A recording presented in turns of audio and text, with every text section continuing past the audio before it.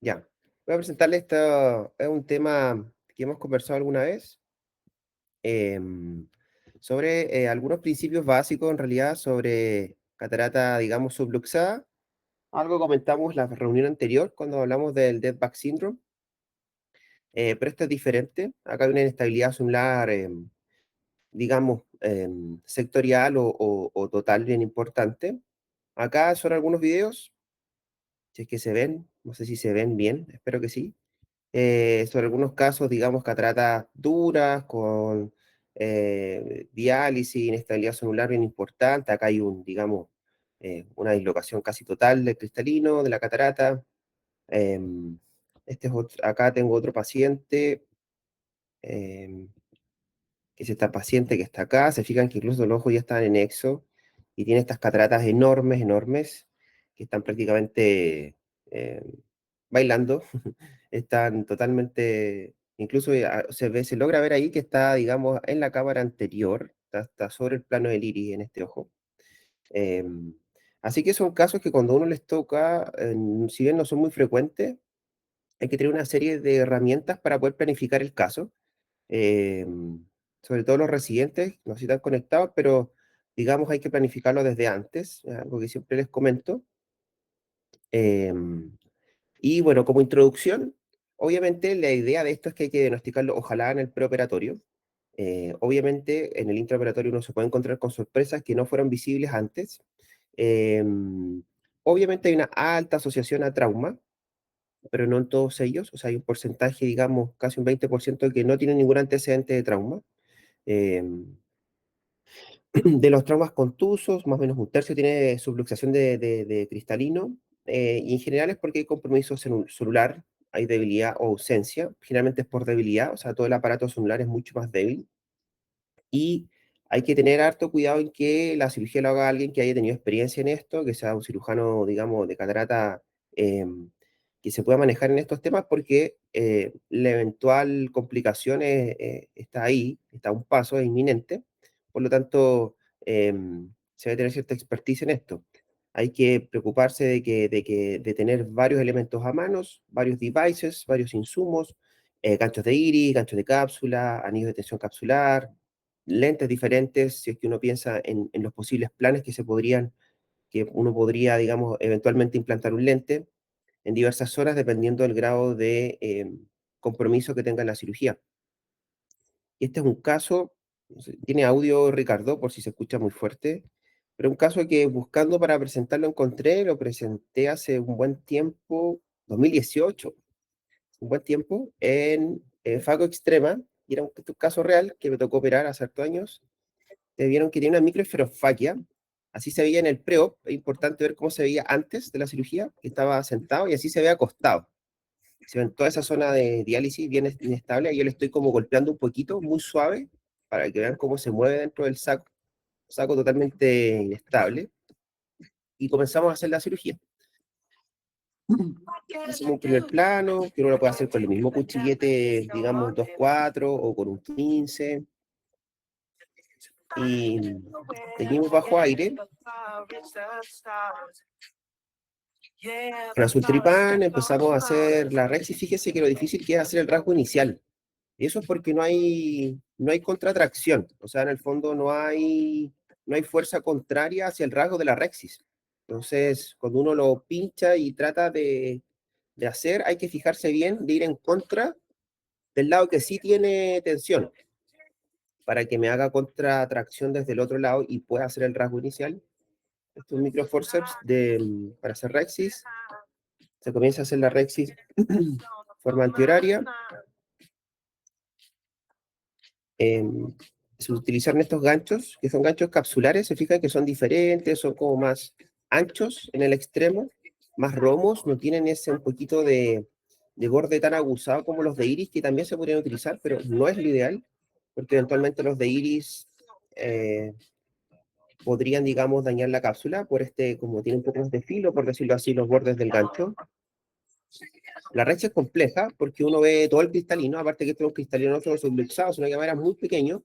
Entonces es poco habitual que uno pueda ver todo el cristalino en toto como para guiarse en la Rexis.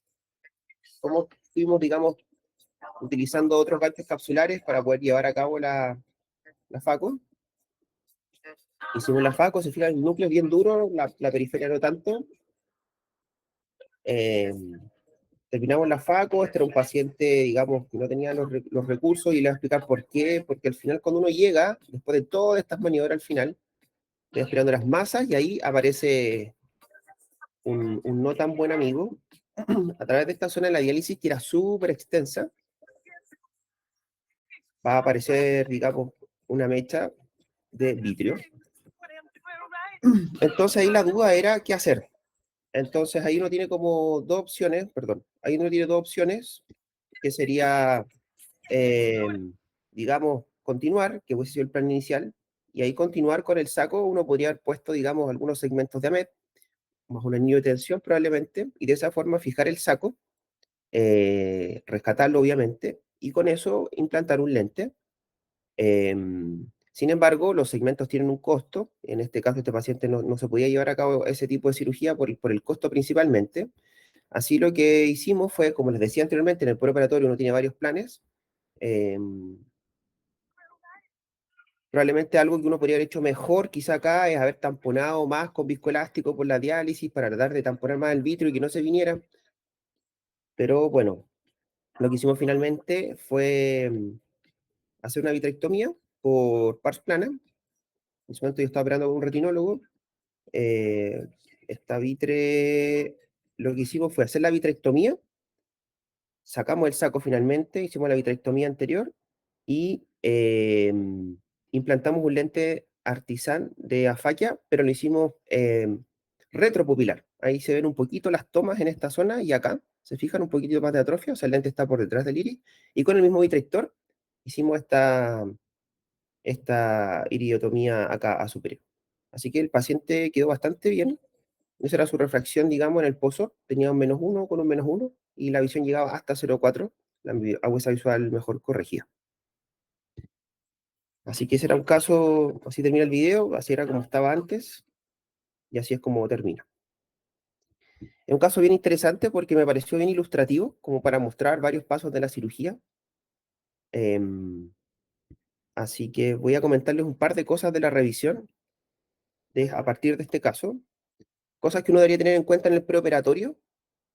Obviamente, evaluar el riesgo de debilidad celular. Los pacientes que me ha tocado varias veces que hacen deporte extremo, son paracaidistas o han sufrido golpes eventualmente, hay que evaluarlos bien con otra mirada.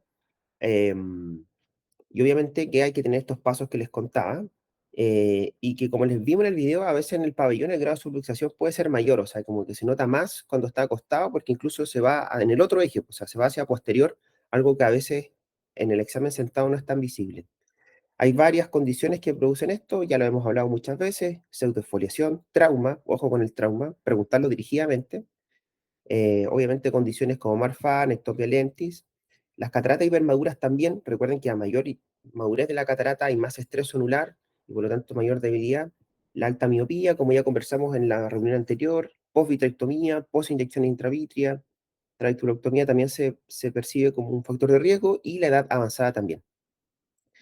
Y en esta evaluación preoperatoria, bueno, muy, muy importante ver la dureza de la catarata, clasificarla, sobre todo para los residentes, estar familiarizados con el grado de clasificación de las cataratas, con el LOC3, describir el grado de subluxación, si hay vitrio o no en la cámara anterior, que a veces es visible, entonces hay que ir a buscarlo dirigidamente. Obviamente, un examen de fondo de ojo, eco-B si es necesario, ver las comorbilidades del paciente y tener todos los insumos y pedirlos previamente, o sea, tratar de ir con todo el arsenal un poco planeado desde antes y no tratar de no tener mucho espacio a la improvisación dentro de la cirugía. Em, Dentro de esto siempre tener algún amigo retinólogo cerca, quizá que nos pueda echar una mano en algún momento. Ya los signos preoperatorios, bueno, hay varias cosas. Si hay faconesis, iridonesis, y esto siempre se lo he dicho a los residentes, hay que evaluar la faconesis previo a dilatar. Sin dilatar, uno hace unos golpecitos en la mesa, en la lámpara hendidura, para ver si es que hay movilidad. Y eso previo a dilatar, porque cuando uno dilata, hay una especie de estabilización de todo, digamos, de todo el aparato, del iris, de la zónula, que permiten estabilizar esta cápsula, y, o sea, todo el complejo, y de esa manera es menos visible dilatado, contrario a lo que uno pensaría. Obviamente la diálisis va a ser mucho más visible dilatado, pero la donesia a veces puede ser mucho más notoria, digamos, sin dilatar. Em, y bueno, ver todos los signos de posible complicación, pupilas pequeñas, cataratas muy brunescentes, cámaras estrechas, todo lo que nos podría, digamos, acarrear algún riesgo. Em, Y esto es lo que les comentaba, los que veíamos en el video inicialmente, era que cuesta, no hay contratracción hacia la periferia de la zónula sobre la cápsula anterior. Por lo tanto, ya partir con el rasgo inicial, incluso con un cistótomo, cuesta, porque en realidad lo que uno debería hacer es que si, por ejemplo, hay zónula fuerte hacia inferior, entonces uno debería hacer el rasgo hacia el lado contrario, porque de esa manera tengo la contratracción hacia inferior y debería ser el rasgo más hacia superior. em, para que en el fondo tenga algún rasgo inicial y de ahí empezar a hacer la rexis y ir utilizando ganchos en la medida que uno se va sintiendo cómodo o va dándole más tensión a la cápsula. Y con ganchos de cápsula, la cápsula es mucho más estable y se tiende a comportar como una cápsula normal o cercano a lo normal. Y eso es un poco lo que veíamos en el video, esto mismo que aparece acá. Se arruga, hay pliegues, eso uno lo percibe en algunos casos más leve, pero uno lo percibe en ciertos casos cuando está operando. Y es como un test de debilidad sonular, o sea, uno cuando parte esto, o incluso a veces uno lo hace con la misma trata y no logra un rasgo inicial, hay que pensar en que podría haber algún grado de debilidad. Em, y claro, cuando se empieza a ir, cuando hay falta de tracción, hay que ir sospechando en estos casos que hay debilidad celular. Y en el intraoperatorio, lo que ya hemos conversado, se comporta la cápsula como esta pseudoelasticidad, se mueve como todo un conjunto, idealmente hacerla amplia para tratar de hacer no mucho faco dentro del saco, lo que se pueda, y si no hacerlo supracapsular. Obviamente, ojalá hacer una capsulorexia circular continua. Si es que no se puede, bueno, el abrelata es una opción, digamos, que uno podría utilizar, pero no es el ideal. Hay que usar anillo de tensión capsular en estos casos. ¿Cuándo usarlo? Cuando hay que tratar de usarlo lo más tarde que uno pueda, pero lo más pronto, digamos, que sea necesario para evitar cualquier complicación. Y eventualmente fijar lentes, digamos, al sulcus o a esclera o lo que nos permita la cirugía. ¿Cuáles son los signos intraoperatorios? Y eso es importante sobre todo para los residentes. Cuando hay una hidrodisección, es muy importante porque en general la hidrodisección nos permite soltar y a veces es muy difícil rotarlo. Muy difícil a pesar de que la hidro está bien hecha. Y en esos casos uno tiene que pensar de que hay algún grado de sonulopatía. Lo mismo que cuando uno está haciendo la faco y se mueve todo demasiado dentro del saco. Las masas también va a costar aspirarlas porque no hay contracción de la zónula, por lo tanto la masa se viene con saco, con zónula, con todo. Entonces en esos casos hay que pensarlo bien. Acá algunos dispositivos que nos pueden facilitar la vida en estos casos.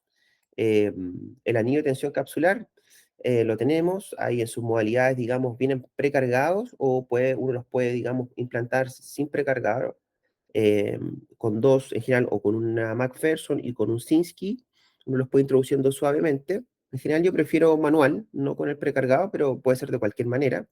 Em, y obviamente son para ciertas diálisis, no para todas, y generalmente las que son de menor extensión, porque esto va a dar tensión a todo el saco, pero obviamente eso permite que se distribuya la fuerza cuando la diálisis no es muy extensa, lo vamos a ver más adelante, porque cuando son muy extensas, cuesta, digamos, o no es suficiente en realidad este tipo de anillo.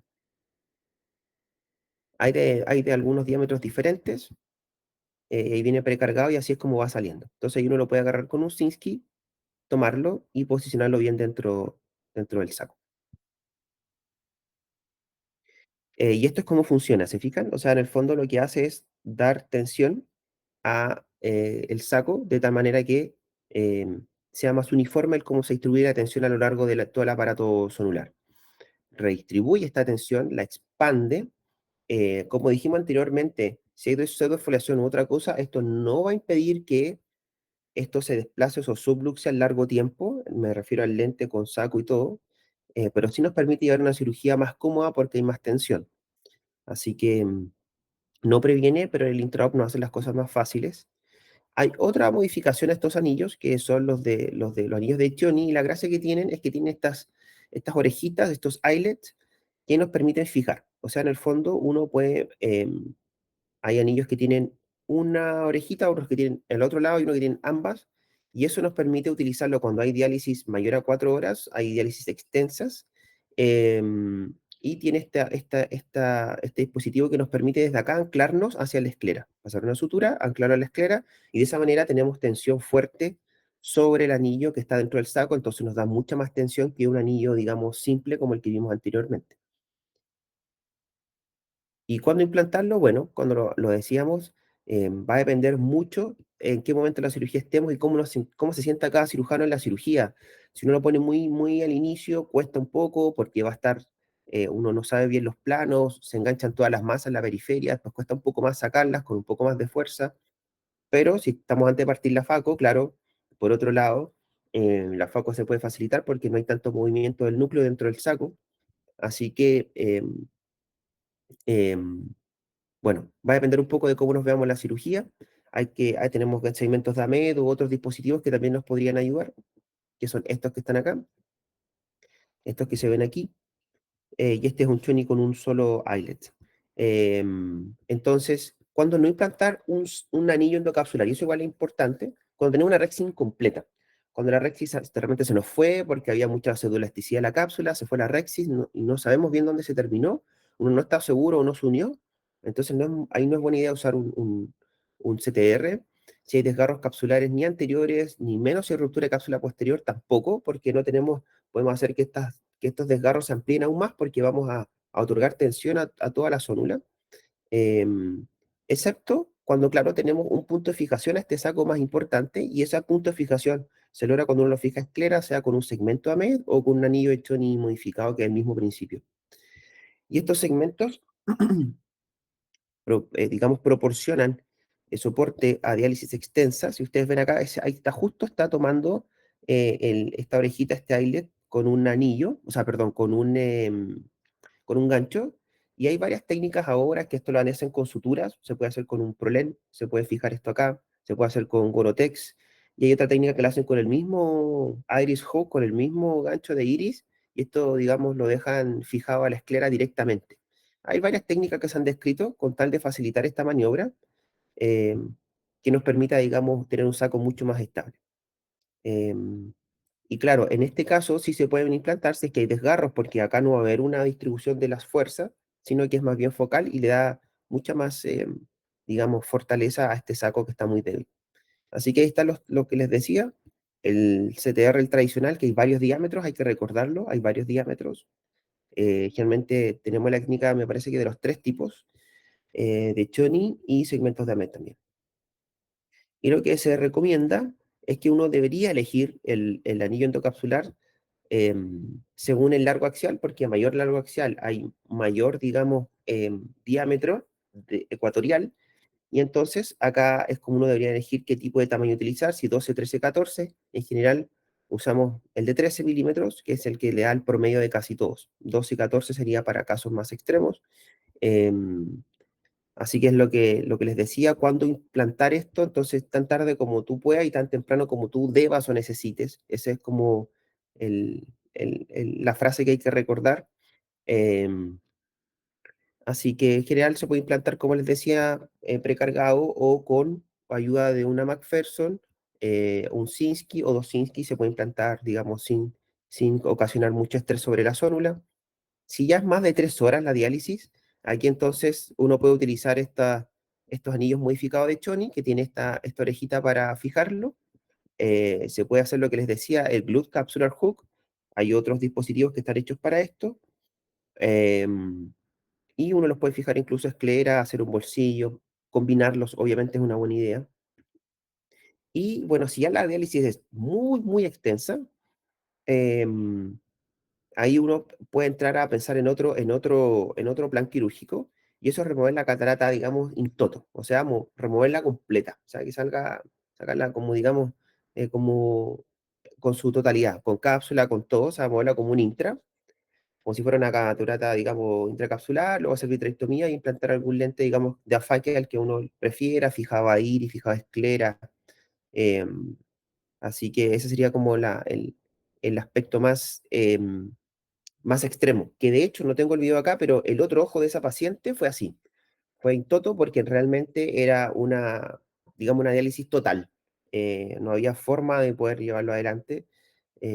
Así que ese fue el resultado del otro paciente y que también anduvo bastante bien. Pero claro, es distinto porque hay vitrio, es distinto el manejo. em, pero bueno, hay que tenerlo en mente por si alguna vez se nos presenta. Y esto es un mini resumen de una tabla de cómo sería, digamos, según la cantidad de horas, menor a 2 horas, si es entre 2 a 4 simplemente, o sea, de 2 a 4, de menor a 2 horas, que es muy leve, ya a veces uno lo ve en la cirugía, puede ser simplemente utilizando las ápticas del lente. Si es hasta 4 horas, uno podría, digamos, utilizarse un anillo simple, y ya más de 4 horas hay que ir pensando en otras cosas que le den más fortaleza al saco, como son estos anillos modificados o anillos de tensión capsular. Y si ya es muy, muy extensa, claro, combinar ambos, o si ya es aún más extensa, ya simplemente sacar la catarata in toto. Así que eso era.